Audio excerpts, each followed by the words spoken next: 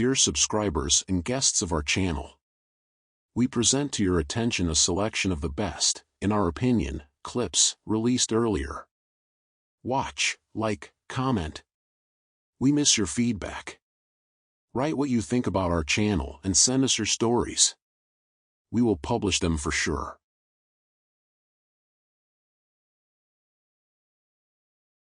I caught my girlfriend's mother cheating on her husband. She wants me to keep it a secret for the sake of the family she includes me in. Her daughter and I are engaged and living together. My friend's parents are medical professionals who work in different facilities, working in shifts. They often both work 24-hour shifts and then I go to their house to walk their dog. That's what happened this time. I saw my girlfriend's mother's car in the yard but thought perhaps her husband had given her a ride to work. Finding the back door unlocked, I have the key anyway. I quietly entered and almost point-blank stumbled upon my future mother-in-law fucking right on the stairs with some guy I hadn't seen before. Needless to say, I turned around 180 degrees and went home.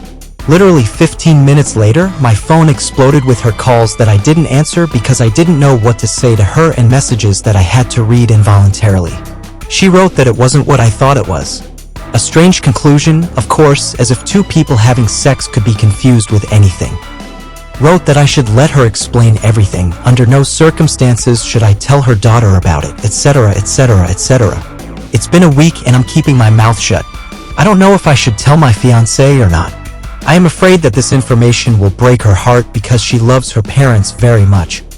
Should I talk to her mom? She's been trying to have one-on-one meetings with me all this week, but I've been able to dodge the meeting so far. Often I think about maybe I should turn her straight into my husband, but then I realize nothing good can come of that either. I don't know what's best for whom and I can't ask anyone in my circle about it because everyone knows each other in it.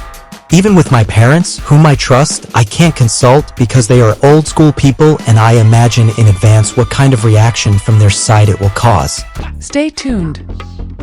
The denouement is coming, and you're gonna love it. The next day, my mother-in-law called my girlfriend and asked her to ask me because you see, she wasn't quite comfortable stressing me out to come over to their house in the evening to walk the dog. I sensed she was up to something, but I couldn't think of any reason to refuse. So when I opened the back door of their house, my heart was beating anxiously for a reason. As soon as I closed the door behind me, I immediately realized that I was in trouble. In the living room was set a table for two, stood a bottle of whiskey and good wine. My friend's mother was sitting at the table. Naturally, there was nothing else to do but join her. She repented and cried from the bottom of her heart, promised that she would not continue the affair with her friend and begged me to keep silent about what I had learned. Seeing my hesitation, she subtly hinted that if her daughter found out, our marriage was unlikely to take place. Oh, she shouldn't have said that. Maybe it was the nervous tension of the last few days, maybe it was the whiskey I drank, but most likely I was just insolent of her threats. What is this? This beautiful woman gives horns to her husband and I now have to become her accomplice, and if I do not, she will deprive me of my fiancé? And for what? In general, from anger I was so jammed that I got up from the table, politely thanked for dinner, and said that since she blackmails me, I'd better go to the hospital right now to her husband where I'll tell him everything. I'll tell her daughter on the phone on the way. What began here? She stood on the threshold and began to whisper that she did not even close to mean anything like that. But I had already made up my mind and started to pull her away from the door to get out. However, then she fell on her knees and clung to my thighs, not letting me take a step. What can I say? My girlfriend is a very beautiful, juicy, and sexy girl. Her mother, and it's not just my opinion, is prettier. Yeah, and she's in her early 40s. So when she started unbuttoning my pants, I knew what I had to do. Subscribe, or your happiness will pass you by just like that. And don't judge me. It was the best blowjob of my life. Anyway, that's how we live now. Me and my girlfriend are getting married. My father-in-law and I go fishing. And once or twice a week, my mother-in-law asks me to walk their dog. Doggy style she loves. I realize, of course, that it's all not exactly good and right, but if it suits everyone and everyone is happy, then why not?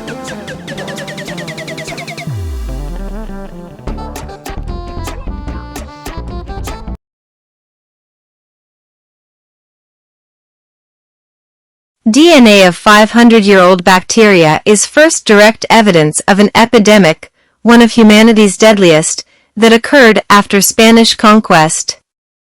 One of the worst epidemics in human history, a 16th-century pestilence that devastated Mexico's native population, may have been caused by a deadly form of Salmonella from Europe, a pair of studies suggest. In one study, researchers say they have recovered DNA of the stomach bacterium from burials in Mexico linked to a 1540s epidemic that killed up to 80% of the country's native inhabitants. This is potentially the first genetic evidence of the pathogen that caused the massive decline in native populations after European colonization, says Hannes Schroeder, an ancient DNA researcher at the Natural History Museum of Denmark in Copenhagen who was not involved in the work. It's a super cool study. Having had salmonella, I can honestly say I could see how this could have killed a shit ton of folks. I lost 13 pounds in 1 day. Couldn't even hold water in. 104-degree fever, uncontrollable chills, runs, and a pain in my guts like someone shoved a paint stirrer drill attachment into my intestines. And I had all the best medicine could offer. I cannot imagine what would have happened with nothing to help. This is the first time I've seen salmonella linked to the 1545 outbreak that wiped out a huge portion of the population in the basin of Mexico. It's interesting how healthy people can carry the disease, but pass it on to others through poor sanitation. I'm curious how this might change the discussion of early colonial history in Mexico. Yeah, it's certainly an interesting proposal. The paper is a bit light on practical details. I'd like to eventually see more discussion of the phylogeny, for example, but it's worth noting that the authors are some of the foremost researchers in this area. Definitely a narrative worth monitoring and considering as new papers are published.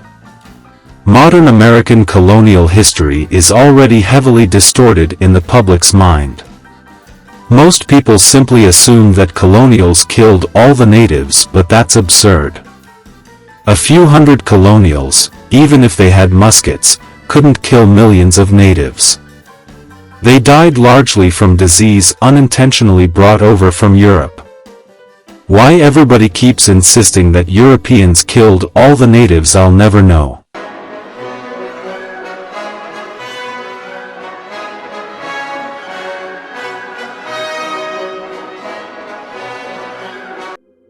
Disease and suppression of resources were the main reasons.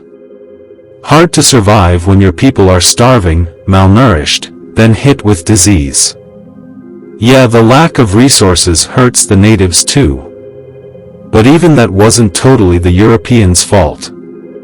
The Mayan Empire is thought to have fallen largely because of their unsustainable agricultural practices.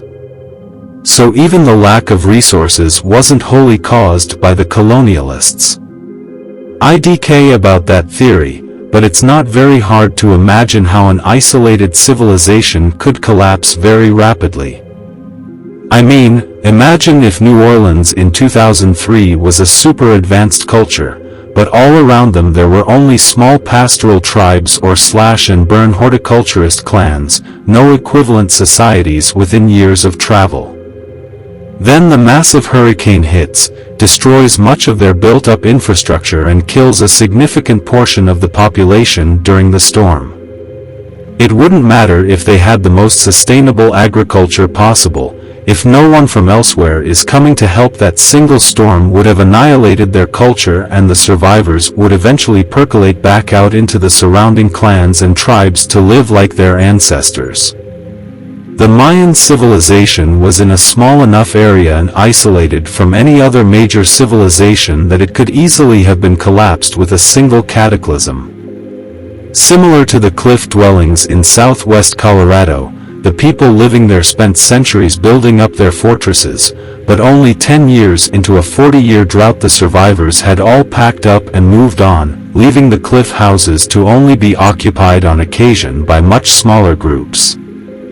There was never such a thing as a Mayan empire. The Mayan civilization went through several cycles of collapse and recovery, and Mayan culture is very much alive to this day. My apologies. The Mayan civilization. And while yes, it is still around today, it had a huge drop-off in the 1300s. Way before the Europeans came. Great civilizations came and went in the Americas. Not everything that happened in the New World revolved around Europeans. Inadvertently still killed them, but I get what you're saying. Well, if we're going to go down that road, then Europeans should start blaming Asians for helping to spread the Black Death to Europe. No population should be blamed for spreading disease before germ theory even existed. It's not blame, it's cause. These are different things. Blame implies fault, cause just leads to effect. Europeans on boats are the cause of the disease arriving in the Americas, though if you insist on looking at it in terms of blame, it's worth noting that the Europeans arrived with the intent of conquering the land and taking anything valuable. It is not. Especially when you consider the first point of contact were the Aztecs, a civilization literally demonized by its neighbors for being hell-bent on conquering the land and taking anything valuable. Surely you aren't so naive as to believe the third-grade fairy tale that a handful of Spaniards armed with a few guns, some metal armor, and the common cold laid waste to tens of millions of people? They received massive amounts of aid from competing tribes who were sick and tired of the Aztecs pillaging their villages and using their people as human sacrifices. You can demonize the Europeans all you want with idealized language and implications, but the Aztecs were literal demon-worshipping, warmongering, monstrous cannibals whose religion firmly believed that they had to cut up children to make the sun rise. That kind of civilization cannot coexist with any other and would have been wiped out by someone one way or another. While I think when people refer to the Europeans destroying the Native American societies, it refers not to conflicts with the initial colonists but more so to the sustained campaign of eradication that developed, missions, boarding schools, Indian Removal Act and the Trail of Tears, etc. That is a dark stain on our cultural history that cannot be explained by they all died of disease. Like, all at once. But it is indeed a convenient, sanitized narrative some people prefer. One of the points that always got me was that Cortez and his men, with thousands of Indian allies, were rejected after their first attack. They had to retreat to the arms of their native allies and recuperate. Truly a native-on-native fight with Spanish awe and European disease. I've also heard there was evidence for their own native disease epidemic just before the Europeans came, so it ended up with like 300 years of non-stop epidemics for the natives. There were epidemics before 1492, sure, the Americas were not disease-free. But these pre-Columbian epidemics were not on the same level of severity as the epidemics that occurred after Europeans arrived. Well, at least we got syphilis out of the deal. I've always figured that people don't want to be labeled as apologists who are defending the early colonials, so they just leave it alone. Yeah, public opinion is weird. First it was godless native savages, then the noble savage, that the white man stole land from and murdered. The reality is it is far more complex than that, but nobody had time for nuance these days. It's not like the Native Americans were treated fairly in any respect though. While that is true, we also need to remember that our concept of fair treatment didn't exist back then. Some Mesoamericans sacrificed members of other tribes, and the early Spanish believed that if these people didn't accept Christianity then they were better off dead. Within the context, neither of these acts should be considered straightforward evil given the beliefs of the time. Wasn't there a large die-off before the Europeans showed up? I thought I remember reading somewhere that the native population was pretty dramatically reduced from its peak when the Europeans showed up. There were numerous peaks and troughs before Europeans. Natives had their own issues to deal with, such as war, drought, feminine famine, disease, etc. I'm a bit confused. Was this not a well-known fact? I'm from Mexico, and ever since I started taking history classes in elementary/junior high/high school, we were taught that after repealing Cortez advances on to the Aztec city, I can't remember the name, he set up a rather good siege. However, that was not what beat the Aztecs, but an outbreak of salmonella that lowered their numbers considerably. That's what I was always taught, and I left those grades, maybe 20 years ago. Had someone told me this last year, I would have laughed. But I caught salmonella last year, and my God, thank God for indoor plumbing. I can see it bringing down an empire. From 25 million to 1 million. That's unbelievable. Imagine how the world would be if it was reversed and natives were the ones carrying/immune to smallpox, etc. Interestingly, although there is some debate on this, many researchers suspect that syphilis was brought back to Europe from the Americas by Columbus and his men. It was certainly present in the Americas pre-European contact. It didn't devastate the European population as much as European diseases devastated the Americas, but it did some pretty significant damage and killed a bunch of people. Historical reports of it were horrible, and at the time of initial contact it was much more devastating. It caused huge lesions and whole parts of your body to rot and fall off, including pieces of the face and genitals. In the final stages you'd simply go mad. The Dollop Podcast does an interesting episode on this, if you're into their kind of history/comedy pairing. It would still suck in the modern day, but, yeesh. Makes you thankful for the time we live in. There might have been a strain of syphilis that Columbus brought back to the Americas, but there's evidence syphilis was in Europe before Columbus too. Deformities consistent with syphilis have been discovered in the teeth of skulls from ancient Greece. They should not have gone to that Chipotle place. Interestingly, there was more than one case of epidemics among the Americas' indigenous population caused by the Europeans throughout the history. However, I have not heard about the opposite, save for syphilis. I guess whatever diseases Europeans contracted from the natives never made it to Europe because people would either die in the Americas or on their way back.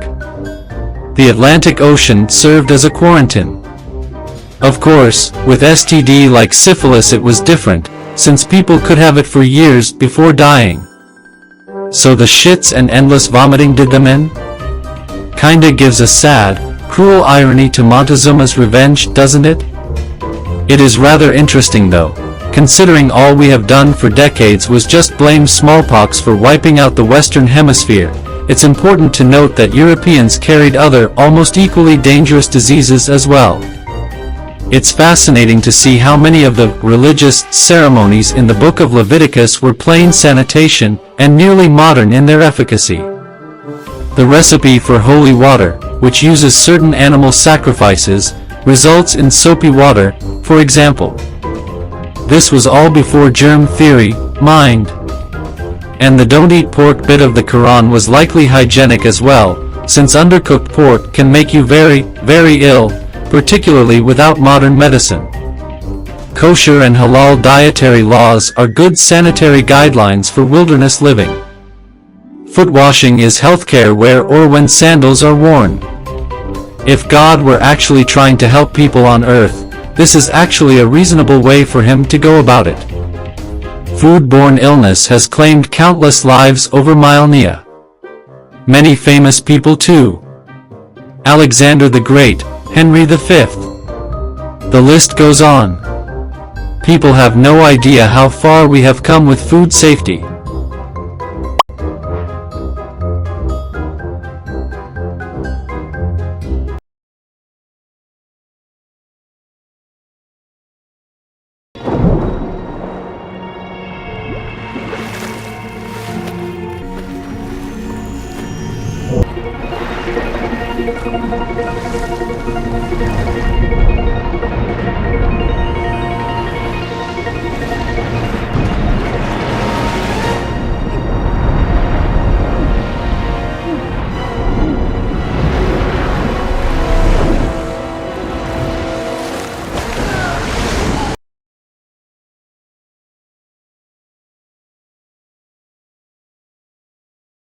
"21-year-old Mia, who was dumped by her fiancé because of infidelity, faced a difficult situation. After a stormy night, she confessed in a burst of sincerity and remorse that just before that she had slept with her boss at work. I dated a great guy for a long time. We were great friends at first. And then gradually between us arose a serious relationship, which was already going to the wedding. Says Mia. He was an IT guy, he wanted a family, but he was a bit too domestic. He wooed me beautifully, drove me to work and met me from work. In the meantime, Mia considered her casual correspondence with an elderly and long-married boss, whose children were the same age as hers, to be a non-binding flirtation. At first we were just texting, talking about little things. Says Mia. Then we started joking about sex, relationships, lovers, and so on. I thought we were laughing, that it was just a distraction from the boredom of work. Then suddenly, I needed to go out of town on business with him. The thought crept into my head, but I thought, no. He doesn't look like the kind of man who would cheat on his wife with a subordinate who's half his age. He didn't seem like that to me. Too low for him, or something. And he suddenly stopped the car at the side of the road, turned round and said, "We've obviously forgotten something. And I even know what it is. That's right. It's sex." For the first few seconds, I was scared. But then I just let my feelings come out. I've always liked him. He's a very smart, funny, and versatile man. No man I've ever had as much fun just chatting with as him. And he obviously knew how to get a girl to like him. And he likes me. So why not? On top of that, I figured it would only be a one-time thing. After sex, we cleaned ourselves up as much as possible in the car. We smoked a cigarette and drove to work. However, just before town, he turned off again at some local exit. But it was still uncomfortable in the car and we limited ourselves to one blowjob. As he said, to consolidate the result.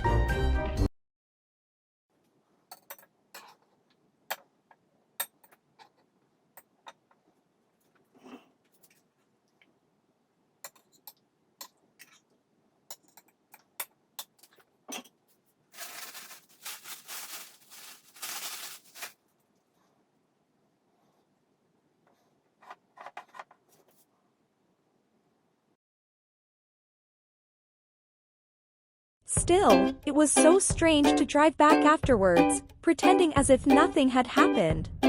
The boss joked and cheered me up. We drove back to the office.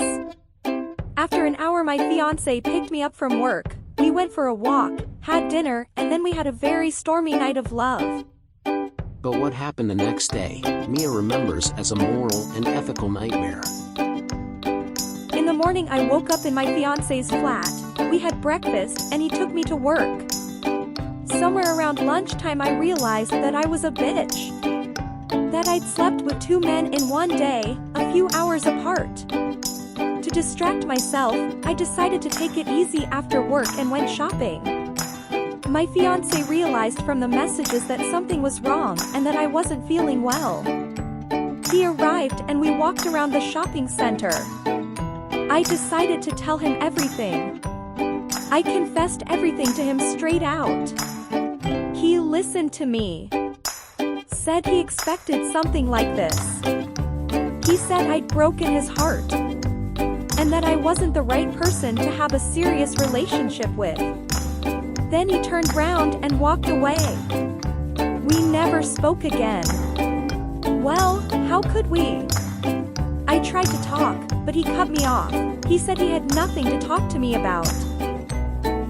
Mia says that she was very depressed for a few weeks after that, and she still thinks that she did wrong and simply got confused about life and her men.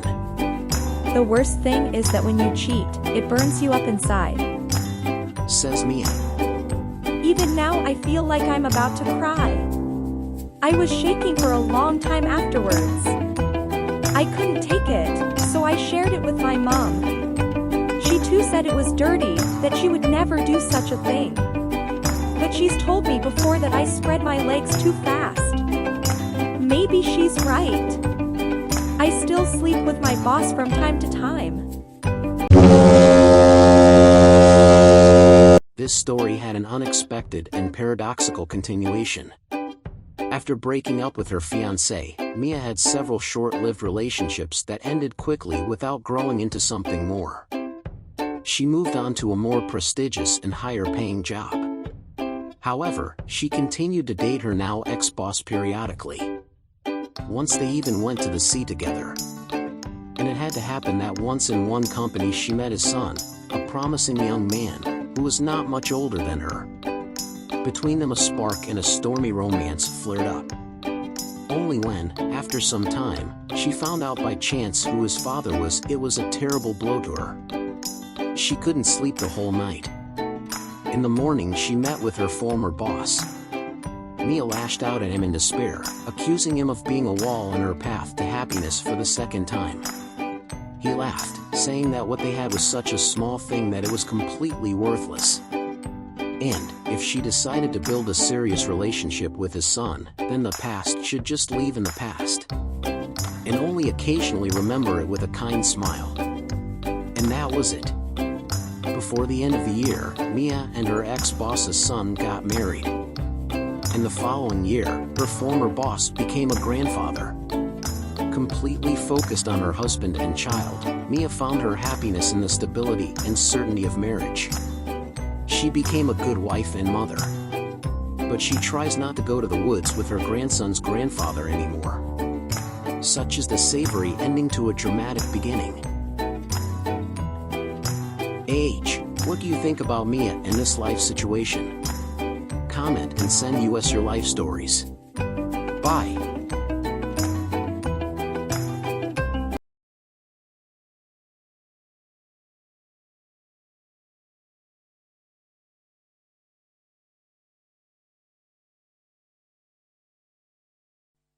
I dated my boyfriend for a long time. Probably about 8 years. And then it happened that I had to go on a business trip to the other side of the country for work. And not just for a day or two, but for a long time. He was initially against it, however, I decided for myself that I would definitely do it. Firstly, I really wanted to get this job, because as long as I can remember I always wanted to do it. And secondly, I was already earning more than Benjamin, and that business trip, if successfully completed, would give me a very good footing. Which he didn't want to do, because Ben was getting very complex about my success, although I never stabbed him with it, but, on the contrary, tried to support him in every possible way. In general, because of this, we began to quarrel a lot and often, and a week before my departure, we had a very bad fight. He didn't even go to see me off at the airport. Abigail recalls. We didn't speak to him for at least a fortnight. Then I couldn't stand it any longer and wrote to him first. We seemed to make up, but the relationship remained cold. We fought about all sorts of things, resented each other.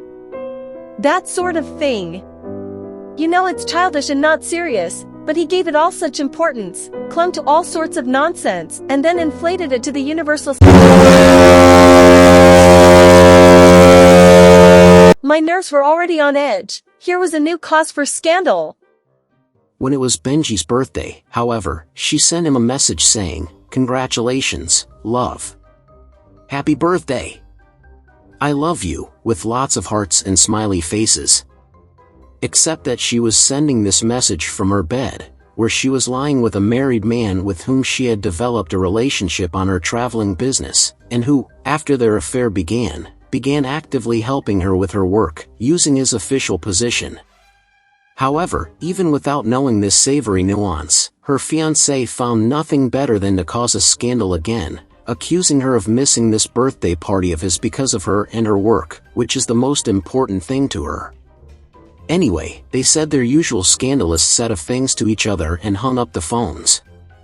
However, this time Abigail, apparently having had more than enough to drink, got so angry with him that she took a picture of herself giving a blowjob to her new friend and only by a miracle did not send this picture to Benji. The business trip ended successfully, Thanks to her energy and diligence, including oral sex, Abigail successfully completed her management's assignment and returned home, where she received a new position and a well-deserved promotion.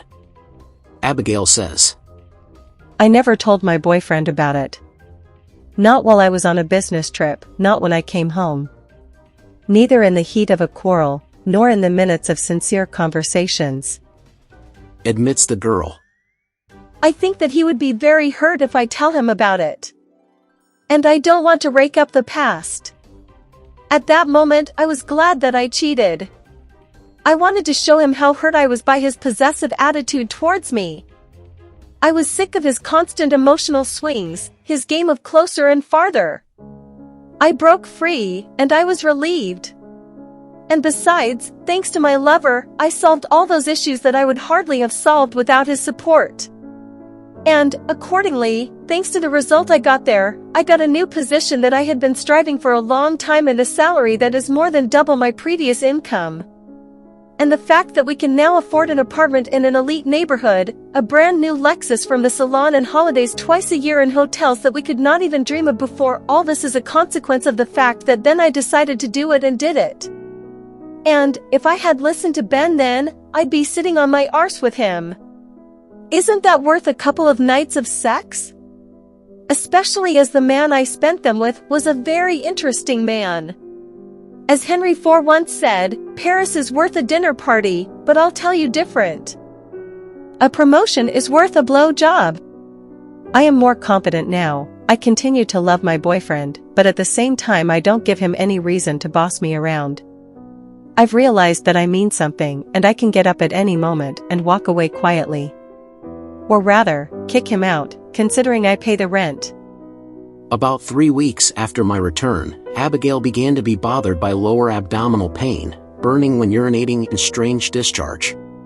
The doctor sent her for tests, and the next day she found out that she was the lucky recipient of a bouquet of diseases from gonorrhea, chlamydia, and some other hard-to-pronounce sexually transmitted infection. The list of suspects was extremely small and consisted of only 2. Abigail's friend on a business trip was an experienced man and an exemplary family man and could hardly be the reason, so there was only Benjamin, who initially met all the accusations in the open, but then confessed that several times cheated on Abigail with prostitutes, in particular, on his birthday. And, after suspecting something wrong, he himself took some antibiotics without a doctor's prescription, from which the disease was not cured, but turned into a latent form. For the first time, probably for the last 6 months, he did not shift the blame for what had happened to Abigail, but asked her for forgiveness, explaining what had happened by jealousy, fear of losing her, and resentment. That evening the girl asked him to leave the house. She wanted to be alone with herself and think. Sitting in front of the mirror with a bottle of whiskey, Abigail both cried and laughed. On the one hand, she was no longer gnawed by the guilt of her cheating. 1:1. She said, toasting her image in the mirror. On the other hand, she felt as if she was covered in shit, not only on the inside but also on the outside. And Ben seemed even dirtier to her. But at the same time, knowing him well, she suddenly realized what had been going on in his brain all this time, when he had been tormented by jealousy and complexes trying to influence her in some way. And she forgave him. And only after forgiving him did she forgive herself. And only then did she realize how much she cared about him. And how much she wanted to be with him, despite the nightmare that had befallen them these past months. And when the realization came to her, half a bottle of strong whiskey, combined with nervous tension, did its job, and the girl fell into a dead sleep. Early in the morning, Benjamin opened the door with his key and found her sleeping quietly under the plaid on the sofa. She looked so sweet that he felt a long-forgotten wave of love and tenderness for her again. And then his gaze fell on her smartphone. Not really aware of what he wanted to find there, the guy began to methodically look through the architecture of its memory. Naturally, the pedantic Abigail, with all the neatness of the female sex, had long ago deleted everything that had anything to do with her adventures on a business trip. However, she forgot one thing. Remember the historic hotel photo? Well, she deleted it the very next day. And she double-checked it a few more times. But the tragedy was that, ironically, it remained in some of the internal storage of the smartphone, where Benjamin found it.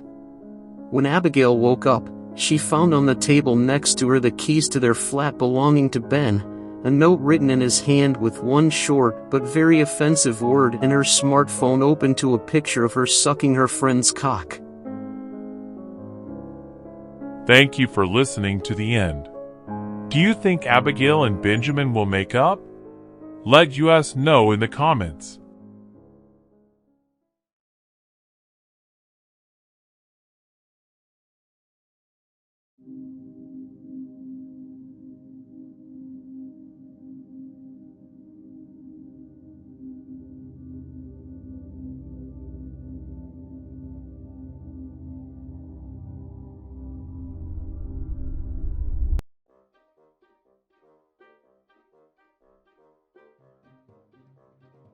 I want to share my story with you.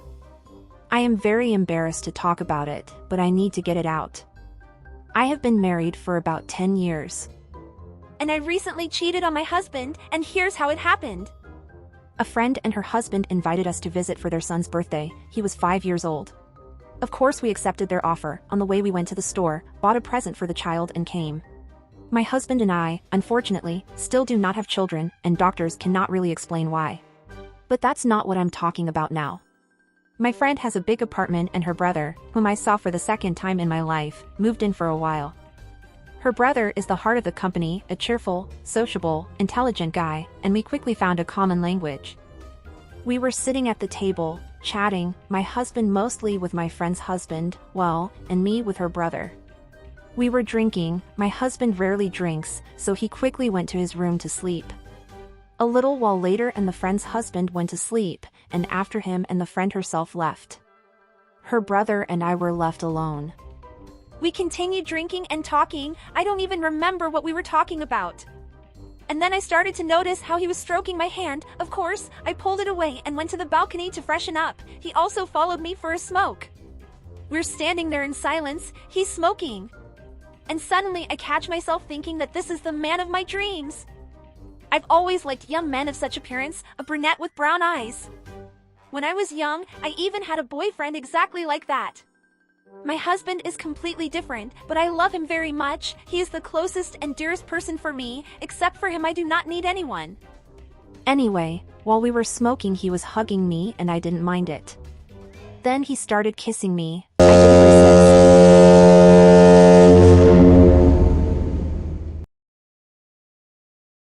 I liked it. For some reason, I felt so relaxed and warm that I even wanted him to hug and kiss me. Having finished smoking, we went back to the room where, having turned on the TV, we continued kissing.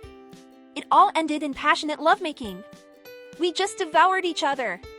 Afterwards, I went to my husband's room so that I wouldn't accidentally fall asleep in this guy's arms. My husband woke me up in the morning with a hug and a kiss. He did it with such love that I even cried.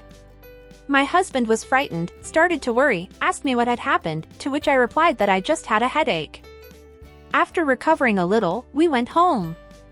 A day later, we had to visit a friend again. My husband had some business with her husband. No one knew anything about my night adventure, not even my friend, and she would not have approved of it. When we got there, my brother was not at home. He came a little later and began to devour me with his eyes and smiled enigmatically. I started calling my husband to come home and hurried to leave as fast as I could. And you won't believe it, but I want him again. I can't explain it. At the same time, I love my husband very much, and for no reason I will not leave him and never tell him about it. Advise me how to be? I never thought that this could happen to me. Tell me your opinion. I am ready to hear the worst about myself, the most offensive. This I am not afraid. I am very much afraid of losing my husband. However, I know that if I am alone with him again, then again I will not be able to resist and will cheat again. Thank you if you listened to the end. Comment, like, subscribe and send in your stories. Bye.